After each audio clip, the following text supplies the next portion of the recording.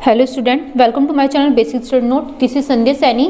Student, आज जो हमारा टॉपिक स्टार्ट होने वाला है वो क्लास 9th के वाणिज्य से रिलेटेड रहेगा। इसमें हम आपको कुछ इंपॉर्टेंट क्वेश्चन बताएंगे और साथ ही आपको कुछ नोट्स जो आपको बताने वाले हैं वो आपके लिए इंपॉर्टेंट रहने वाले हैं आपके एग्जाम के लिए। तो आप अच्छे से प्रिपरेशन कीजिएगा और आज की वीडियो कंटिन्यू देखिए ताकि आपको अच्छे से समझ में आ जाए। ठीक है, तो देखिएगा कि आज एग्जाम में ये जो मैं आपको समझाऊंगी कौन से कितने नंबर के क्वेश्चन आपके एग्जाम में आने वाले हैं, और साथ में इन्हें नोट्स भी करते रहिएगा जो टॉपिक मैं आपको बताऊंगी। ठीक है, तो सबसे पहले है मुद्रा परिभाषा, कार्य एवं महत्व। आज जो हमारा टॉपिक चलेगा उसके ऊपर चलेगा, मुद्रा के ऊपर, और मुद्रा के बारे में जानेंगे, उसके कार्य के बारे में जानेंगे, उसके महत्व के बारे में जानेंगे, और साथ ही महत्व में हम कुछ दोष भी जानेंगे जो हमें पता चलेंगे। ठीक है, तो चलिए देखते हैं मुद्रा की उत्पत्ति कब हुई, किस तरीके से हुई। तो सबसे पहले है मुद्रा की उत्पत्ति।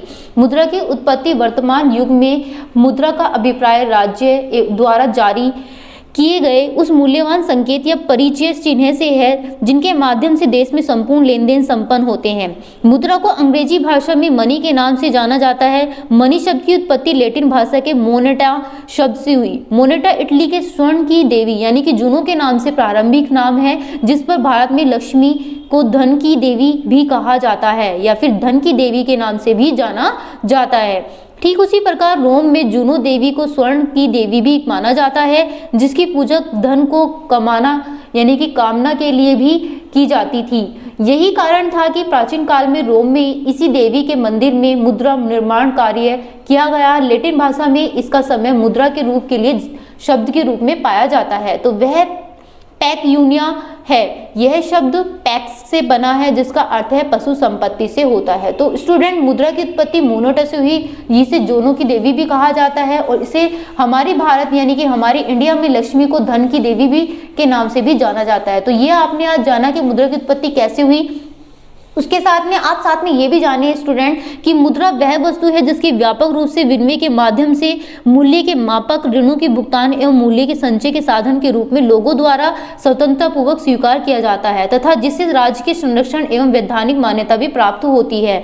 इसी के साथ इसकी परिभाषा भी देख लीजिए यहाँ पर स्टूडेंट, मुद्रा का अर्थ एवं परिभाषा कार्य, क्योंकि ये आपके लिए इंपॉर्टेंट रहने वाला है। और साथ में मैं आपको बता दूं कि मुद्रा की उत्पत्ति बहुत बार क्वेश्चन पूछा गया है एग्जाम में कि मुद्रा की उत्पत्ति कब हुई, कैसे हुई, कहाँ हुई, मुद्रा का अर्थ बताइए, उसकी परिभाषा बताइए, कार्य बताइए। तो स्टूडेंट की आपकी नंबर 4 नंबर के 2 नंबर के क्वेश्चन इसमें से शॉर्ट में से बन के आ जाते हैं, लॉन्ग बन के आ जाते हैं। मुद्रा का अर्थ एवं परिभाषा, तो साधारण बोलचाल की भाषा में मुद्रा का अर्थ राज्य द्वारा उस राज चिन्ह से लिया जाता है जिसके माध्यम से लेन देन के दौरान उत्पन्न भुगतानों का निपटारा किया जाता है। प्रोफेसर कैंट के अनुसार मुद्रा मनुष्य की जीवन संगिनी के समान है, किंतु फिर भी हमें यह बताने के लिए है कि मुद्रा क्या है, पर्याप्त कठिनाई क्या होती है इसमें।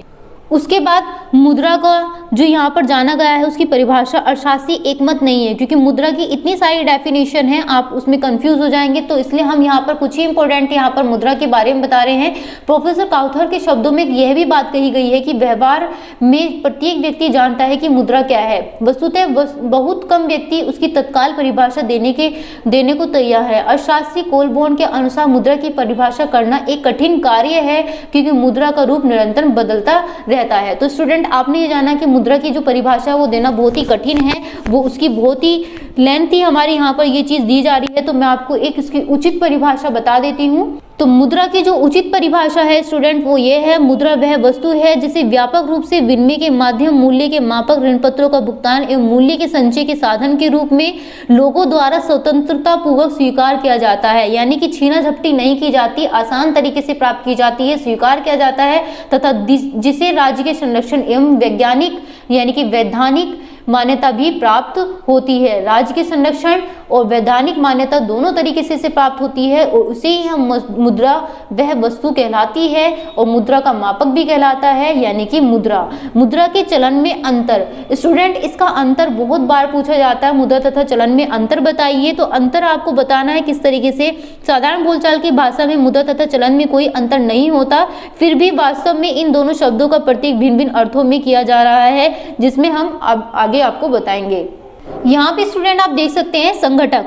तो मुद्रा का जो संघटक होता है वो इसके अंतर्गत धातु मुद्रा, पत्र मुद्रा तथा शाक मुद्रा सभी को सम्मिलित करते हैं, लेकिन चलन मुद्रा में केवल उसके अंतर्गत धातु मुद्रा, पत्र मुद्रा को ही शामिल किया जाता है, ठीक है, शाक मुद्रा को शामिल नहीं किया जा सकता। इसका जो क्षेत्र होता है, मुद्रा का क्षेत्र अत्यंत व्यापक होता है, लेकिन इसका संकुचित होता है चलन का। उत्पत्ति में मुद्रा का जो शब्द की उत्पत्ति लैटिन भाषा के मोनोटा शब्द से हुई है, जिसे रोम की देवी जूना के नाम से भी जाना जाता है। लेकिन चलन में चलन शब्द की उत्पत्ति लैटिन भाषा के कैरियर शब्द से हुई है, जिसका अर्थ है चालू या फिर निरंतर चलने वाला। स्वीकार करने के लिए बाध्यता, मुद्रा में शाक मुद्रा को छोड़कर अन्य मुद्रा, धातु एवं पत्र मुद्रा को स्वीकार करने में वैधानिक बाध्यता होती है, लेकिन चलन मुद्रा में चलन मुद्रा की वैधानिक रूप से इसको स्वीकार किया जा सकता है। तो स्टूडेंट ये आपने जाना। उसके बाद में आपका जो सबसे इंपॉर्टेंट, मोस्ट इंपॉर्टेंट कह सकते हैं आप इसे, मुद्रा का कार्य है। मुद्रा का कार्य बहुत बार पूछा जाता है स्टूडेंट आपके एग्जाम में, तो फिर भी मैं आपको यहाँ पर आप इसके बारे में बता देती हूँ, तो अपनी इसे नोट कर ले ताकि आपको अच्छे से समझ में आ जाए। प्रोफेसर किल्ले ने मुद्रा के कार्यों को 3 भागों में विभाजित किया, मुख्य कार्य, सहायक कार्य एवं गौण कार्य, और तीसरे नंबर पे होता है आकस्मिक कार्य। तो ये मुख्य कार्य सबसे नंबर पे हम यहाँ पर दे सकते हैं। ये वे कार्य हैं जिन्हें मुद्रा प्रत्येक दिशा में मुख्य रूप से करती है। मुद्रा के 2 कार्य निम्नलिखित हैं। नंबर 1, विनिमय का माध्यम, यह मुद्रा का सबसे महत्वपूर्ण कार्य है। अब व्यक्ति पहले अपनी मुद्रा को बेचकर मुद्रा प्राप्त करता है और फिर उस मुद्रा से अपनी आवश्यकता को वस्तुएं खरीदता है। इस प्रकार आज मुद्रा विनिमय का माध्यम बन गई। मुद्रा के बिना वर्तमान विनिमय माध्यम की कल्पना भी नहीं की जा सकती।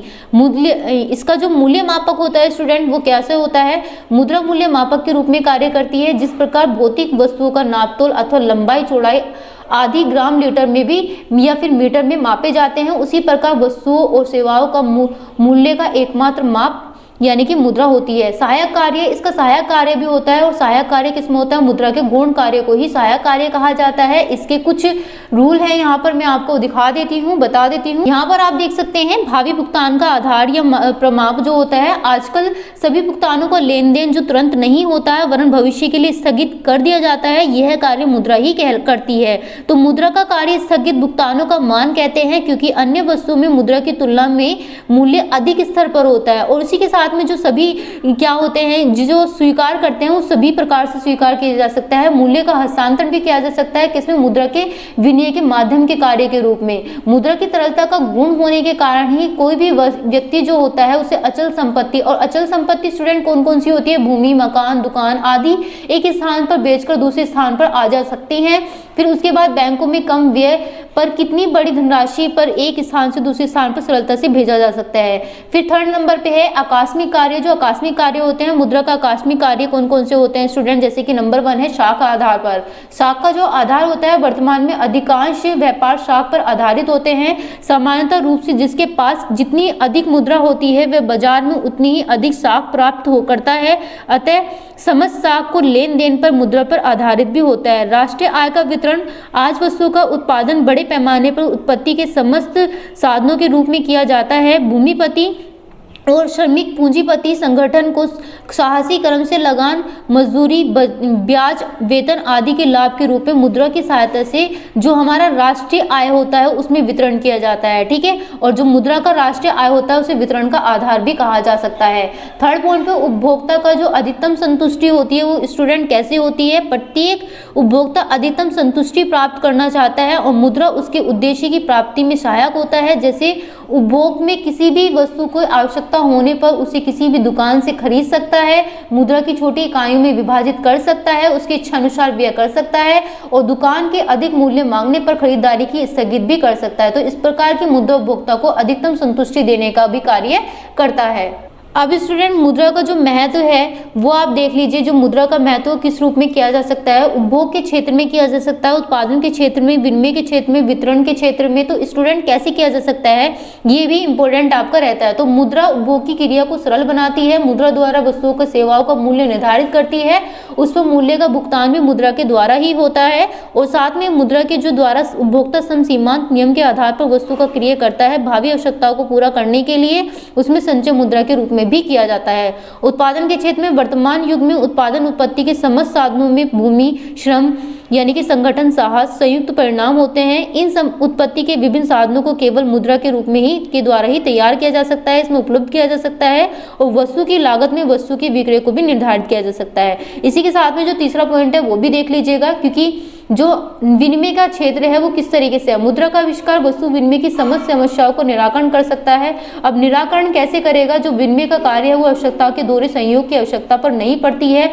मुद्रा के रूप में मूल्य मापन पर उचित साधन में प्राप्त हो गया है। मुद्रा में ही बैंक तथा साख पत्रों को जन्म दिया है। तो साख पत्रों को जब जन्म दिया गया है वो राष्ट्रीय और अंतर्राष्ट्रीय व्यापार में वृद्धि हुई है तभी, और विनिमय व्यवस्था मुद्रा प्रणाली पर ही निर्भर करती है। वितरण के क्षेत्र में भी इसे रखा गया है। अब वितरण के क्षेत्र में कैसे रखा है? उत्पत्ति के विभिन्न साधनों को परिसार में निर्धारित करना, उस पर भुगतान के द्वारा ही संभव हुआ है। मुद्रा द्वारा ही राष्ट्रीय आय के अधिक समान और न्यायोपल वितरण में सहायता मिली है, जिससे समाज में आर्थिक कल्याण के में भी वृद्धि हुई है। तो स्टूडेंट, जो आर्थिक कल्याण में वृद्धि हुई है वो किस में हुई है? वितरण के क्षेत्र में हुई है। तो स्टूडेंट, आपने वीडियो को पूरा कंटिन्यू देखा है ताकि अब आपको पता चल ही गया है कि आपका एग्जाम में क्या क्या आपके क्वेश्चन बनकर आएंगे। तो ये टॉपिक जो मैंने आपको बताए हैं वो नोट कर ले, ताकि आपको आने वाले टाइम में आपको याद रहे कि कौन कौन से टॉपिक आपके लिए इंपॉर्टेंट हैं।